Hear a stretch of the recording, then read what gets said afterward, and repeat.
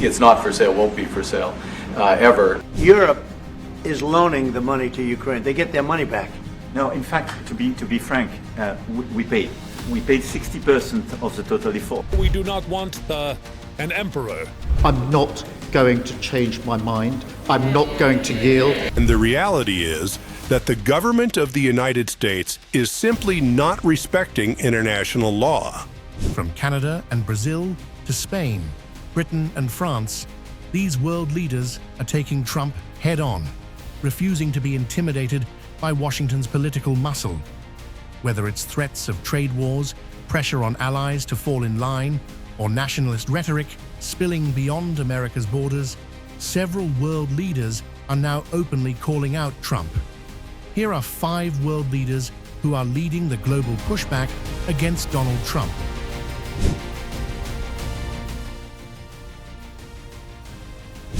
Canada's Prime Minister, Mark Carney, has emerged as one of the strongest international voices against Donald Trump. Tensions escalated after Trump repeatedly joked and at times hinted seriously about Canada becoming America's 51st state. Carney responded bluntly, declaring that Canada's sovereignty was not up for negotiation and insisting the country would never be for sale. As you know from real estate, there are some places that are never for sale. That's true. We're sitting in one right now, Buckingham Palace, that you visited as well. That's true. And having met with the owners of Canada over the course of the campaign last several months, it's not for sale, won't be for sale ever. But the opportunity is in the partnership and what we can build together. At the same time, Carney has sharply criticized Trump-era tariffs on Canadian goods, warning that economic bullying only damages one of America's closest allies. The dispute has deepened wider bilateral tensions over trade, defense spending, and North American influence. But Carney's message has remained consistent. Canada will cooperate with the United States as an equal partner, not as a subordinate. As Trump revives hardline, America First politics, Carney is positioning himself as the face of Canada's resistance to political intimidation from Washington. The foundations of the international order, the order which Canada helped to build and from which we have long benefited, that order is crumbling.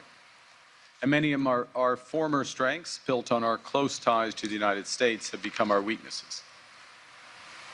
The U.S. has changed. That's their right. And we are responding. That is our imperative.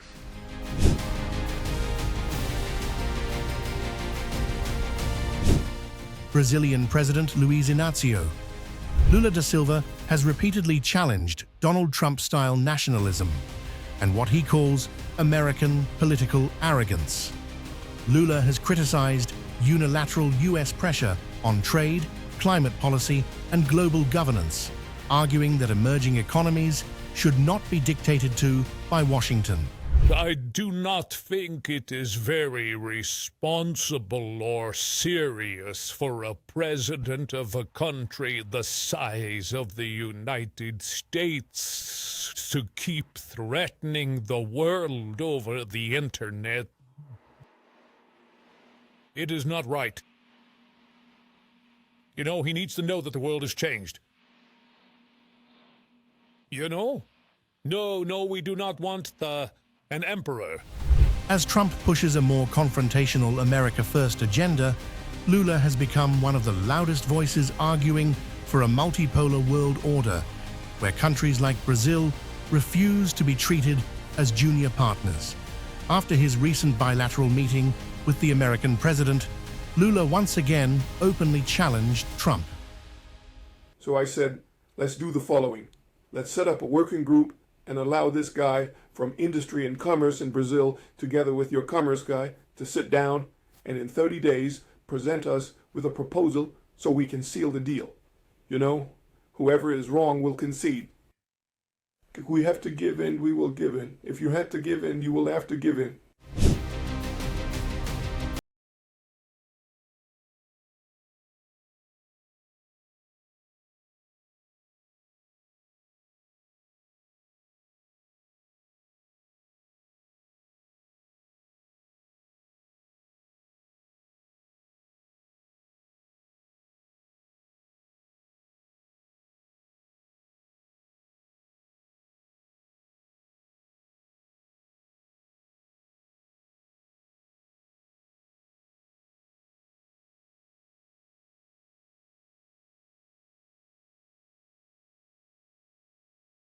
would act only in its own national interest. Trump responded with open frustration, even threatening trade consequences and attacking Britain's hesitation during the crisis. No, I was disappointed because Keir was willing to send 2 aircraft carriers after we won, because essentially there's no threat for the aircraft carriers right now. And I said, no, we want things sent before the war, not after the war is won.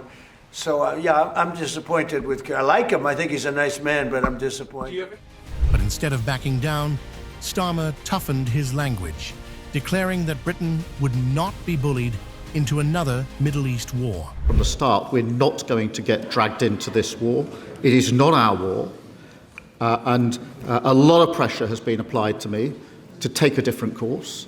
And that pressure included what happened last night. I'm not going to change my mind. I'm not going to yield. It is not in our national interest to join this war, and we will not do so. I know where I stand.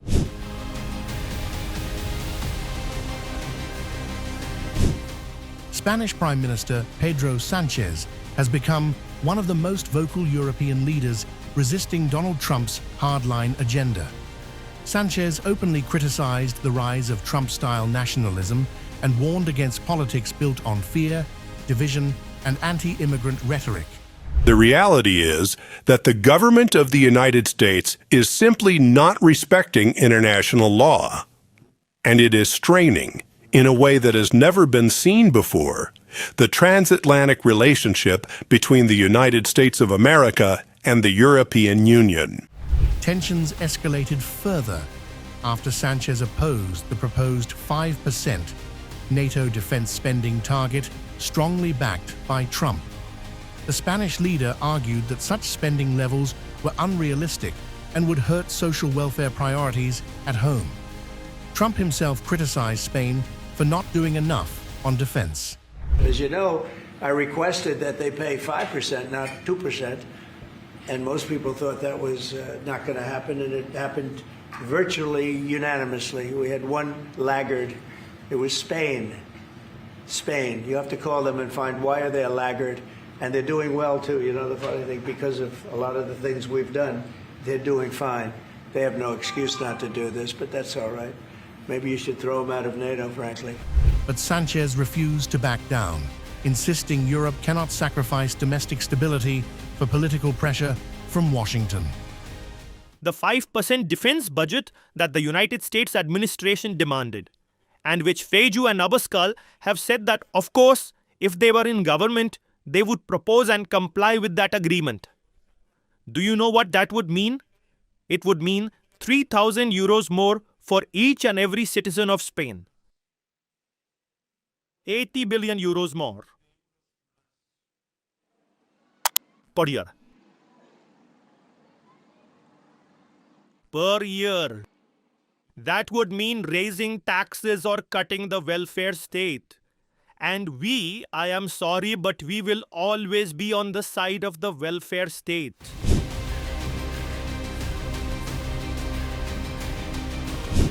French President Emmanuel Macron has often positioned himself as Europe's leading counterbalance to Donald Trump on global diplomacy, climate policy, and international alliances.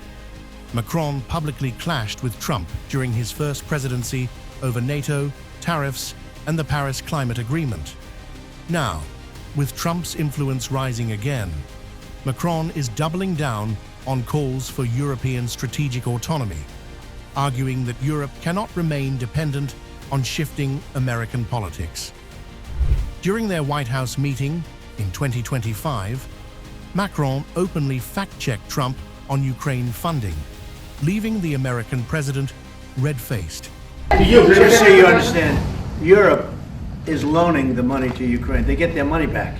No, in fact, to be frank, we paid 60% of the total effort, and it was through, like the US, loans, guarantee, grants, and we provided real money, to be clear.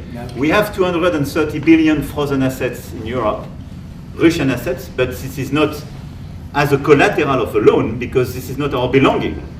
So they are frozen. If at the end of the day, in the negotiation we will have with Russia, they're ready to give it to us, Super. It will be loan at the end of the day, and Russia would have paid for that. Then, at the World Economic Forum in Davos this year, Macron once again humiliated Trump without even naming him. When we look at the situation, it's clearly a very concerning time, because we are killing the structure where we can fix the situation and the common challenges we have. Without collective governance, cooperation gives way to relentless competition.